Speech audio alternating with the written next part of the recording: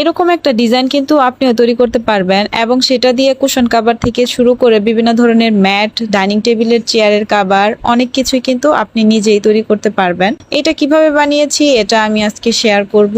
এর জন্য আমি একটা কাগজকে 4 ভাঁজে ভাঁজ করে নিয়েছিলাম।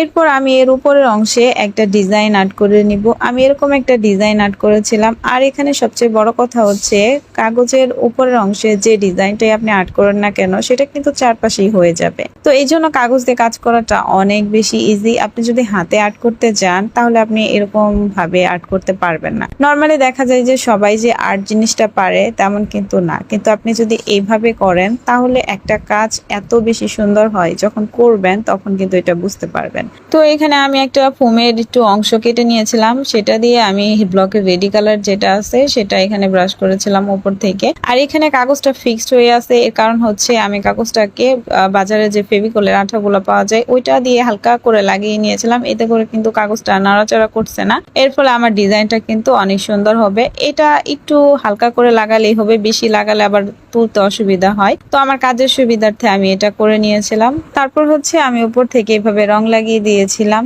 এখানে এই কাজটা কিন্তু অবশ্যই করতে হবে। এখন আপনি যদি সরাসরি করতে চান তাহলে দেখা যাবে কাগজটা নাড়াচাড়া করলে কিন্তু ডিজাইনটা আর ওইভাবে আসবে না। তো আমি আসলে এভাবে করেছি, আরো অনেক কাজ আমার পেজে আছে, চাইলে কিন্তু আপনারা সেগুলোও দেখে আসতে পারেন। আর এভাবেই হচ্ছে আমি পুরোটা রং লাগিয়ে নিব। লাগানো শেষ হয়ে গেলে আমি এই কাগজটা তুলে নিয়েছিলাম।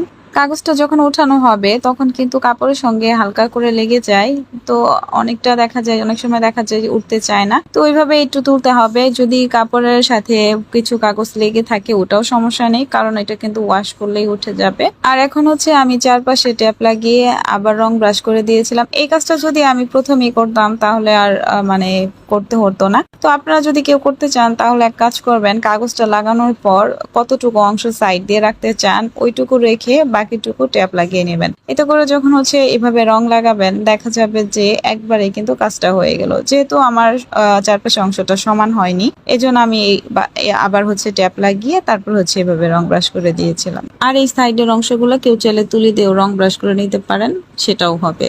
আর এখানে একটা টেকনিক বলে দেই, আপনারা যদি হচ্ছে অনেকগুলা করতে চান, মানে হচ্ছে সেম ডিজাইনের অনেকগুলা কুশন কাভার বা হচ্ছে ম্যাট বা চেয়ারের কাভার করতে চান, তাহলে একটা কাজ করবেন, সেটা হচ্ছে উপরের দিকে একটা ট্যাপ লাগিয়ে নিবেন, মানে কাগজটার উপরের দিকে একটা ট্যাপ লাগিয়ে তারপর হচ্ছে ডিজাইনটা তাহলে হবে কি একটা কাগজ দিয়ে কিন্তু অনেকগুলা ডিজাইন করা যাবে।